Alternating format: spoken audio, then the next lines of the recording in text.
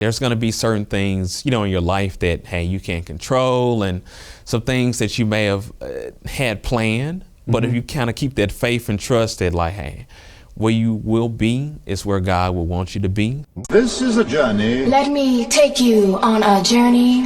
There will still be the journey. The journey. New sheriff in town, and his name is the journey. Journey. This thing is bigger than Nino Brown. This is the journey. The journey. What is it that moved you? The journey. The journey. The journey. The journey.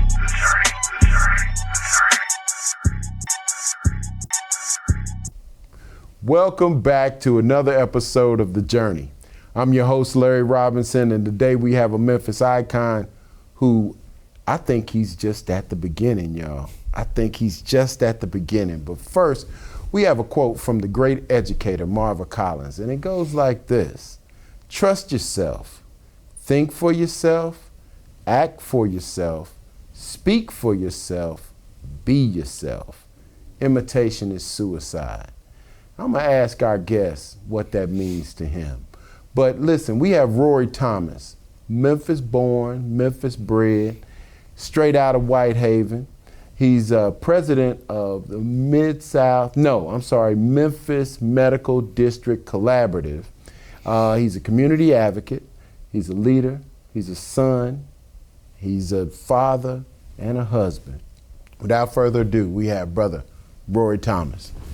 Man, appreciate it. Man, thank you for coming, man. Thank you for spending a little bit of time with us. Glad to be here, man. Was part of Mid-South for a while. I know. So you know, with the white being there, I know. MMBC just kind of right. But now you now it's MMDC. Yeah. So. Okay, but look. Tell us about them early years in Whitehaven. Oh man, just a great family. Like my parents be celebrating 50 years of marriage this year. 50 years? So just kind of Whitehaven, John P. Freeman and Whitehaven, but a lot of time in church. So those times, was you in the Sunday, choir? No, usher board, had to do something, but talking to Sunday mornings, coming back Sunday evenings, midweek service. Also kind of grew up in Mount Pisgah MB Church there, and then just really into sports and playing a lot of sports when I was young as well. All right. Who outside of your parents had the biggest impact on young Rory? I don't know. That's a tough one to kind of get away from my mom, to just share that, the impact that she's like the youngest, and really spent a lot of time with my mom as well. My dad, did a lot of great things, provider, but was a federal agent, so traveling a lot. Really? Yeah. And your dad was a federal agent? Yeah. Oh, we can't talk too much about it, but I'm sure. Retired now. Okay. But a lot of time with my mom, just teaching about things, how to be a good husband, good father, provider, things on like, hey, when you get married one day and your wife work like you work, and you got kids, like, hey, you have just as much responsibility and so forth. So kind of just took a lot of those lessons kind of with me throughout life. Here's a question. What decision did you make as a young person that ended up having a lifelong impact? Even though you may not have known at the time it was going to impact your life, what decision might that be? I think for me, it's always been more kind of at that age, just being my authentic self. Okay. It's always like, hey, you, especially as you kind of get into high school and college years, like all the vices that you can kind of get into. Oh yeah, and I'm sure. And I've kind of been that, kind of like my own person, contrarian in those ways in which, like, hey, I don't drink. Like, it's nothing against people, of course, drinking everything perfectly fine, but being in those situations which, like, hey, have this drink, I'm fine with being myself. Like, no, I'm good. Really? Do your thing. Okay. We can hang around and party together, but peer pressure. Right. I try to avoid that and just kind of have my own voice with things. Okay. All right. How different are you from the person you dreamed you'd be as a young person? I guess it would be, for me, it was always sports. Really? So just kind of having those hoop dreams early of, like probably the first memory of basketball was probably the 91 think it was the 91 finals with the Lakers and the Bulls. And it's like, okay, seeing Michael Jordan, like, hey, who is this guy? Like, awesome. So just really dedicated a lot of time into sports, and, you know, how you become, you know, different times in school, like, hey, student of the week and all those things. Like, what would be your profession? NBA basketball player. Really? So that eventually got into middle school and so forth. Like, the height thing is kind of not working out right now. So really got into the book. So just kind of just looking at, like, hey, numbers kind of have always been a thing for me as well too. Okay. So.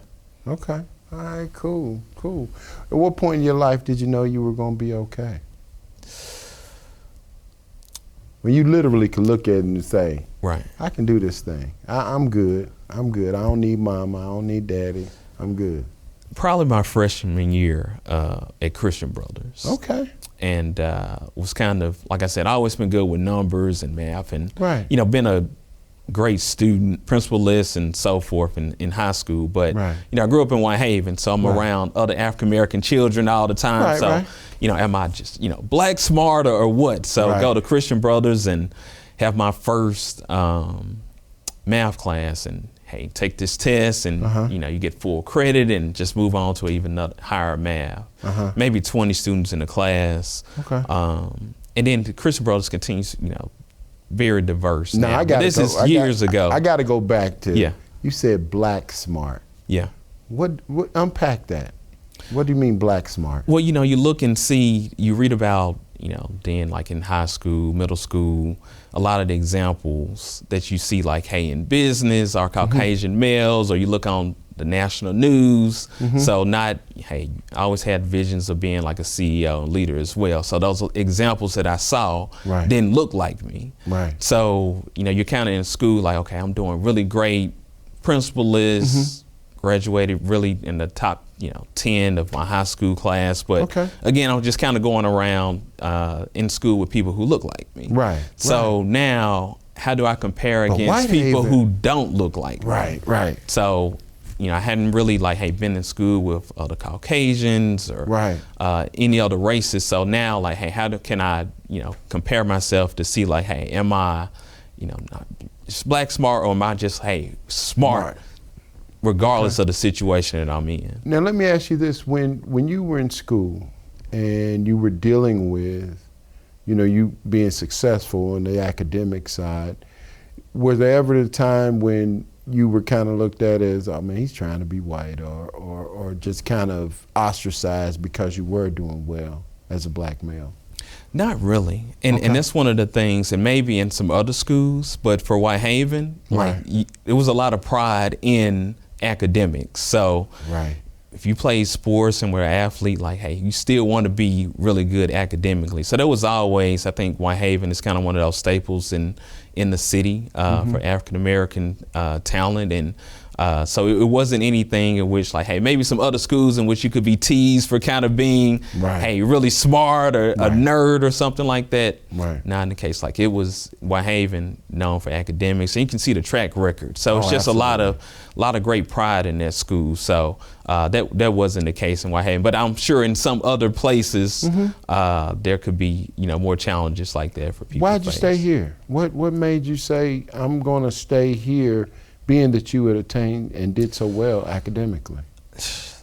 I think it's just kind of the belief and, hey, a lot of love for the city. This is kind of like, hey, where my parents moved to, and, you know, just kind of their backgrounds of knowing, like, hey, growing up picking cotton in Mississippi, and them going to get an education from HBCU at Mississippi Valley State, and then kind of planting their roots in Memphis. And some of the pride that that I experienced as a kid, I think when, I can't remember the year when Mayor Harrington became the first African American mayor, but just kind of seeing a lot of the pride that they had, like, just was so excited about it. And of course, having a lot of family and just really, you know, just a lot of great things in Memphis, and really felt that I could really make an impact in this city. That's interesting you bring up Mayor Harrington and the fact of him being the first black mayor of Memphis. I'm curious because most brothers have this one moment, but what was that moment where you realized you were a black man? Definitely got a good memory of that for sure. Yeah. All right. Well, hold it. Listen, we're gonna come right back where Mr. Rory Thomas is gonna share with us when he realized he was a black man. Stay right there. This is The Journey on the Kazukian Network. We'll be right back.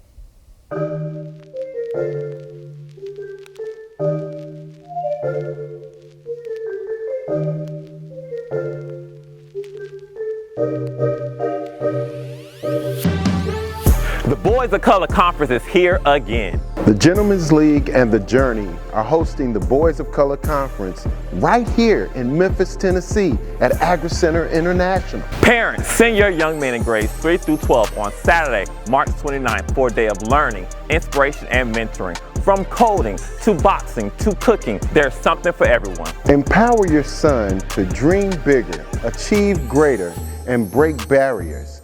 Watch him take the first step toward a brighter future. Register at thegentsleague.org. Boys of Color Conference, March 29th at Agri Center International.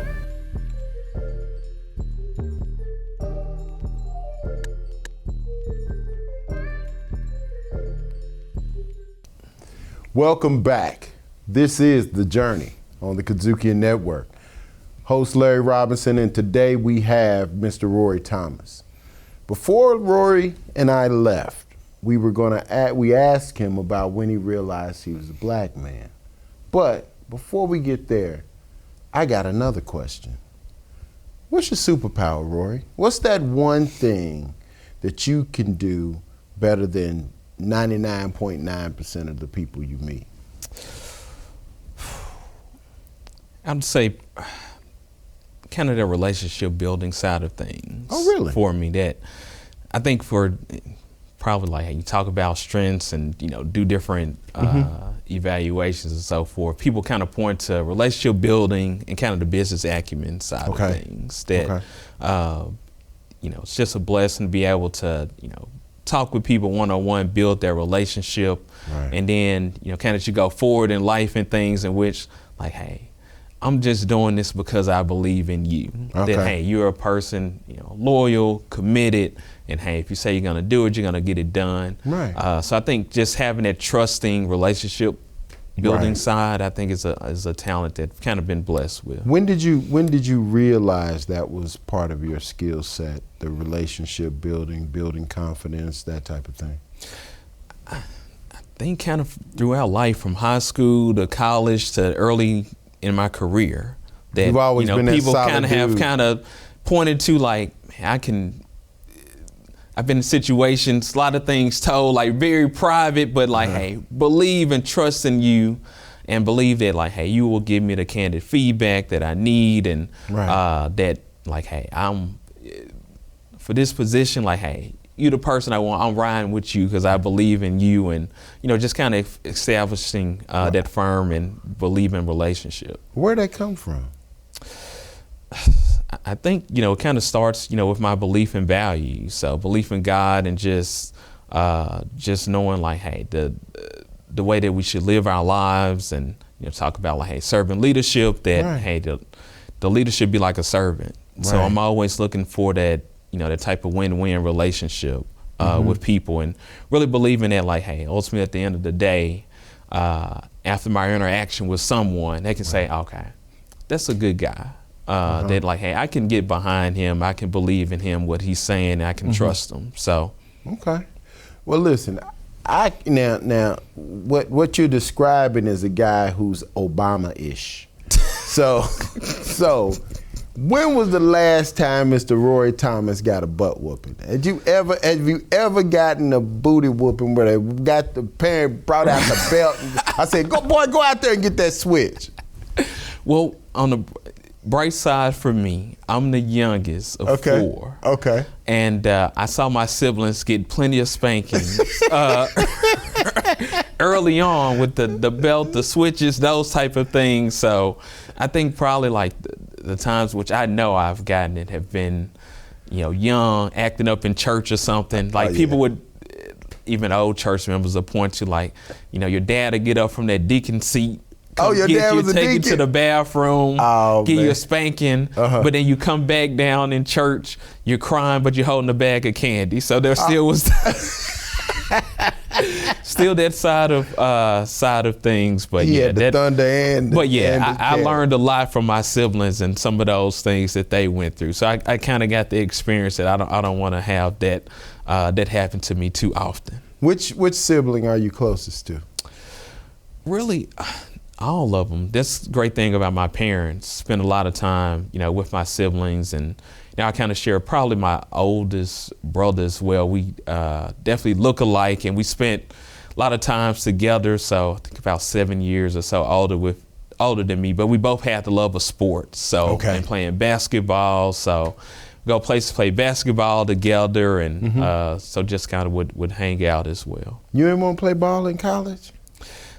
It didn't work out. Kind of like it got to a point when you're kind of young and little, height really doesn't matter as much. So you can be fast and score and do those really good things, but kind of at some point okay, this person's just better than me. This is not the talent. Let's focus in on some other things in life. I got you. All right, so you're walking down Medical District, you're walking down Madison, and a guy is standing in the park, and he sees you on the other side of the street. He walks across the street to you and said, "Hey, man, you look like somebody. Who are you?" What would be your response? First of all, child of God. Okay. I mean, that's the first thing. Hopefully you can kind of see that, that I believe everything in my life will come because of God. Just a family person, family man, that's most important to me. Okay. So my wife, my kids, that's, I like to say sometimes, just really a boring person. My thing is just really, talk about love languages and everything. Mine is just quality time with my family. So really, yeah, if we can just be at home, watching Netflix, playing, spending time together as a family, or going out to eat, or going to a movie or something. Really, that's really who I spend a lot of time with. But that, I would say, servant leader as well, and then someone that really cares about people and wants the best for everyone. Okay.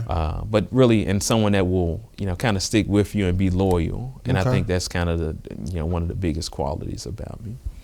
Okay. So tell me, that moment you realized you was a black man. So it would be in the summers. I would work at Graceland. During college. So Whitehaven through and through. Yeah. So enjoyed those times, know some Elvis songs and all of those things. But I think it was probably when I first started, maybe at 19, so maybe like my sophomore year of college. Right. And was working in merchandise, and maybe the first or second week, and just working with the cashier, young lady, and as people purchase items, we just put them into the gift bags and then give the bags to the customers and so forth. So just routine things. Right. One day, just see supervisor just peeking through the window, with this lady, what is going on? And me and the cashier looking at each other what is happening? So get called to the back, and they were like, "Hey, this customer was saying that you were stealing money from the register."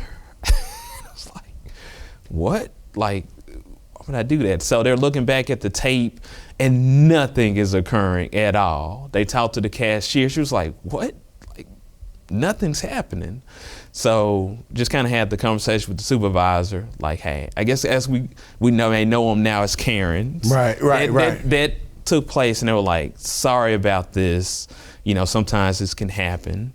So just went back out to work after that. But it was just really one of those situations in which there was in my mind, I was like, okay, no reason for me ever to steal. Right. But then, why would you, point to this young person that's working, doing the right things, and accusing them of doing something that's just so false. Right. So let me ask you, how did your parents handle that, or did you ever talk to them about it? I think this may be, when our parents watch this, the first time that they hear about this incident. So, and I'm kind of one that's not easily offended, can, overlook wrongdoings and so forth. So Right. this may be their first time once they watch this about that incident. So Oh, wow. Okay, so what early memories of John P. Freeman, man? What was that like? You being a young dude, obviously doing well in school, but that's a really big transitional time, middle school. yeah, it was really good. And, I think John P. Freeman still is a really great school, optional school, a lot of great talent. We've got a lot of leaders who came out of John P. Freeman in this city. Absolutely. So great experience there.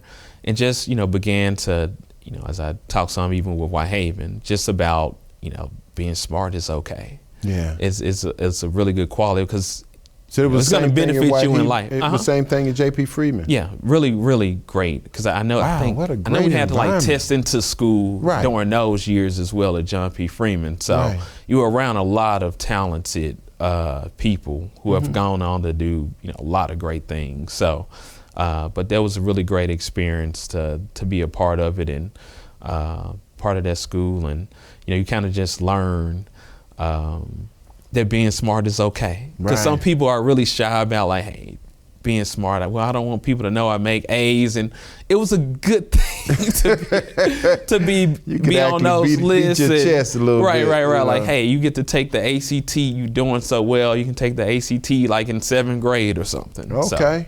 Wow. Okay.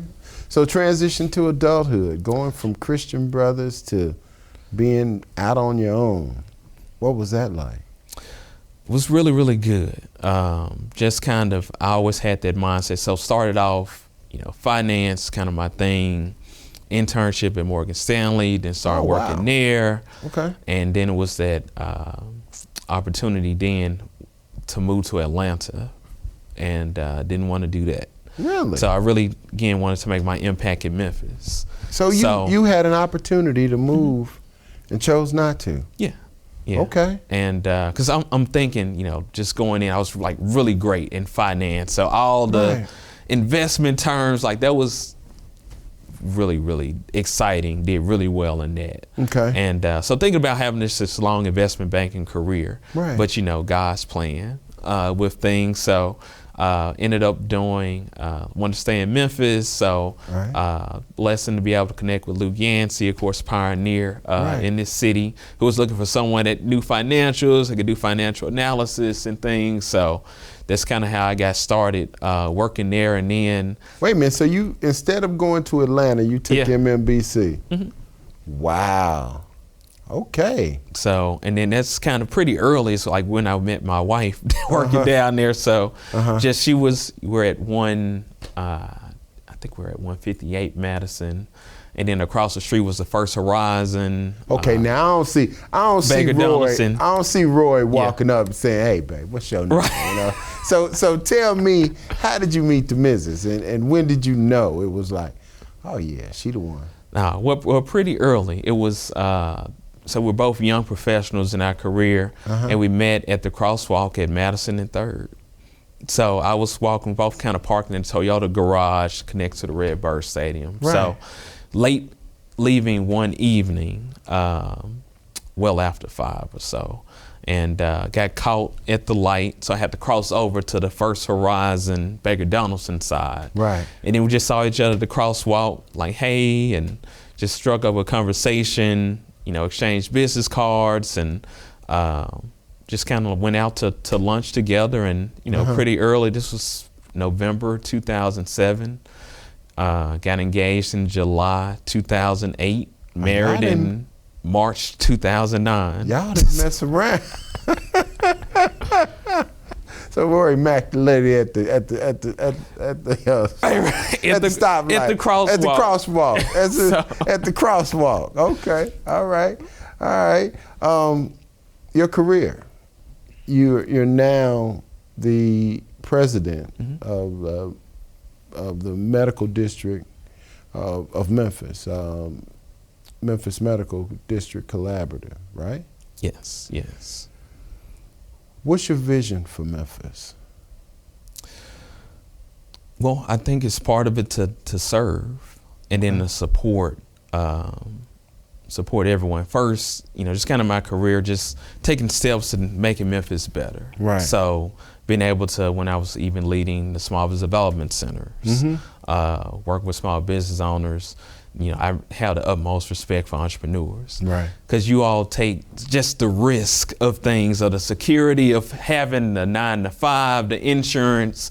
So I always felt like, hey, for any entrepreneur that I'm working with, I'm going to give you my all, because, hey, you're going out on this limb to make a difference. And then especially for minority women business owners, just kind of given the demographics of Memphis, I've kind of just always known, hey, the data shows that, hey, minority and women will tend to hire more minorities than women. So the more we can uplift and scale minority businesses, the impact it can have on a place like Memphis is significant. So then kind of this next step at the medical district, just learning more about the work that's taking place and the importance to the city. Like, this is a core area of our city. You see efforts in downtown and midtown to revitalize that, but think about this area where you have all these major hospitals, these main colleges. You have, of course, visitors from all over the world coming to St. Jude. Steve Jobs got treated here at Methodist. If there's a situation, a trauma situation, everyone's coming in to Regional 1. So our medical students, the healthcare workers that we need of the future, are being educated here.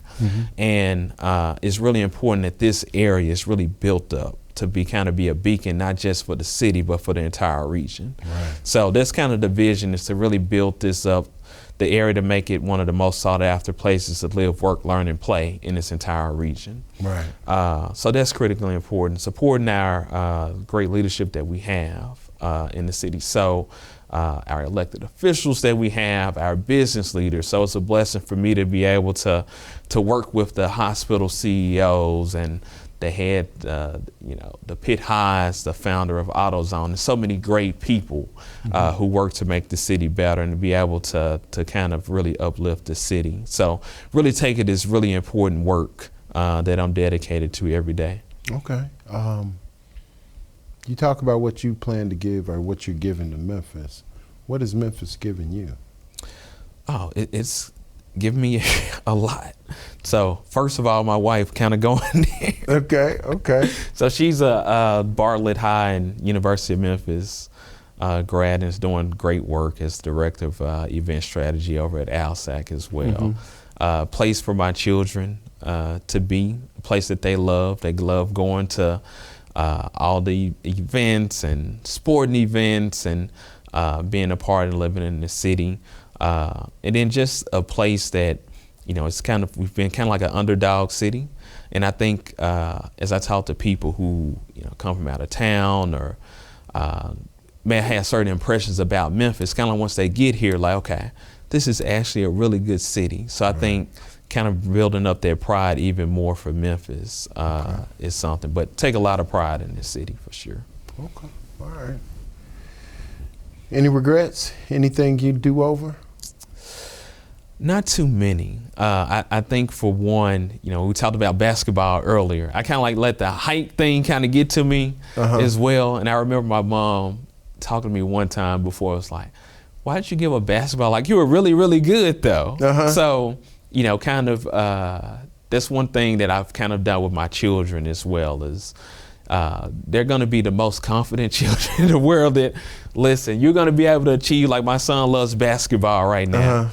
And a couple months ago, just asked, like, Dad, has anyone in our family ever gone to the NBA? Or I was like, I don't believe so. It's like, well, Dad, I'm gonna be the first. And for me, it's like, hey, I don't know how your height is gonna work out, but listen, you're gonna be the most confident. I'm gonna have the full belief in you, kind of going forward. So just for everyone, like, hey, don't give up on your dreams and those things. Continue to pursue what you want to in life.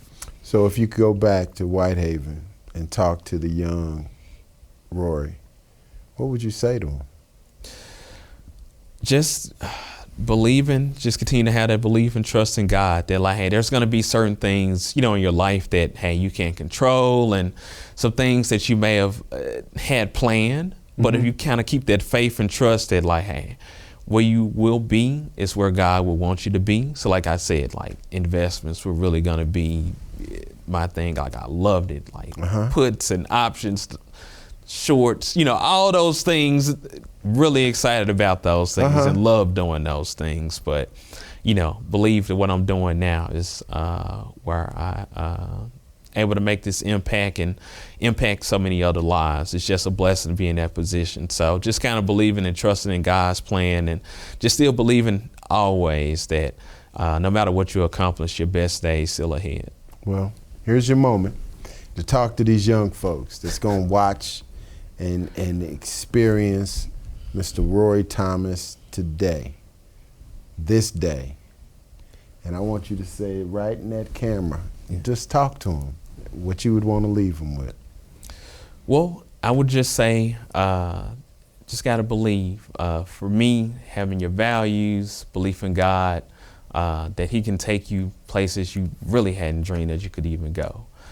Listen to your parents, get into your books, and then just really having that belief in yourself and your community that you can make a difference, and it all ends up working out. And just being, again, your authentic self, that, hey, how you were born, how you were raised, that you can be, that independent person and be your authentic self.